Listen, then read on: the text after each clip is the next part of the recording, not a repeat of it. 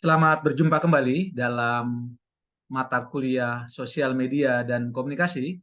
Pada kesempatan ini kita akan membahas satu tema yang menarik, bagaimana media berisi pada problem-problem masalah-masalah yang sensitif dan ini berpengaruh pada bagaimana terbentuknya sentimen sosial dan pada gilirannya melahirkan konflik sosial.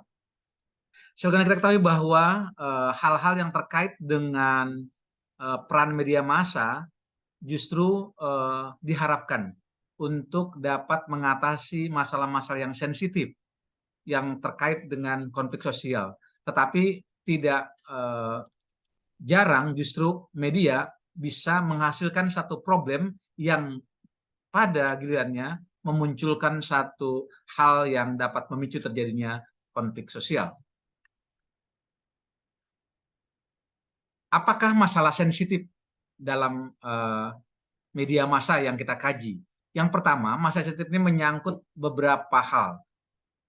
Pertama adalah tentang nilai-nilai dan etika. Jadi bagaimana media sangat beririsan dengan isu-isu seperti ras, agama, gender atau perbedaan budaya yang sangat sensitif, gitu, yang jika tidak hati-hati dapat melahirkan gesekan sosial. Yang kedua adalah bagaimana dampak pada masyarakat. Jadi masalah-masalah yang dapat memicu konflik, mempengaruhi harmonisasi sosial, atau dapat merusak hubungan individu, ini harus menjadi perhatian media dalam melakukan satu pemberitaan. Yang ketiga, bagaimana peran media massa. Nah, media memiliki tanggung jawab untuk menyampaikan informasi dan mengedukasi masyarakat untuk terciptanya stabilitas dan toleransi. Jadi kedudukan media harus bisa mengambil jalan yang dapat menjembatani terjadinya hal-hal yang positif, yang konstruktif, yang harmonis di tengah-tengah masyarakat, dan menghindari hal-hal yang dapat memicu terjadinya gesekan sosial. Sentimen sosial itu dapat bisa terjadi akibat dari peran media massa, gitu. Nah, dalam hal pengaruh media massa ini, bagaimana media massa harus menyajikan berita yang sedemikian rupa tidak menyinggung rasa emosional dari halayak atau masyarakat yang sangat sensitif yang dapat menimbulkan gejolak. Berikutnya adalah media massa juga harus memainkan peran positif dalam membangun sentimen sosial. Nah, ini penting bagaimana masyarakat yang majmuk seperti Indonesia ini itu harus dijalin sedemikian rupa untuk membentuk satu kesepahaman terhadap satu isu-isu bersama. Yang ketiga adalah dampak sentimen sosial.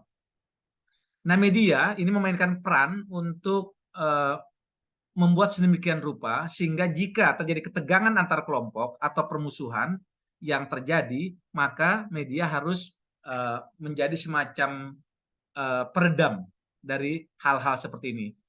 Banyak tayangan yang justru memberikan pelajaran yang negatif, ya, misalnya bagaimana tayangan-tayangan tentang bentrokan antar pelajar justru menjadi pelajaran dan ditiru oleh anggota kelompok lain bahwa sajian tersebut dapat menginspirasi mereka untuk melakukan satu bentrokan, gitu, untuk menyatakan bahwa mereka adalah seorang pelajar yang eksis misalnya. Ini satu contoh bagaimana edukasi yang diperlukan, justru tayangan itu harus dibuat sedemikian rupa yang memberikan satu hal-hal negatif tentang hal tawuran misalnya atau bentrok antar pelajar.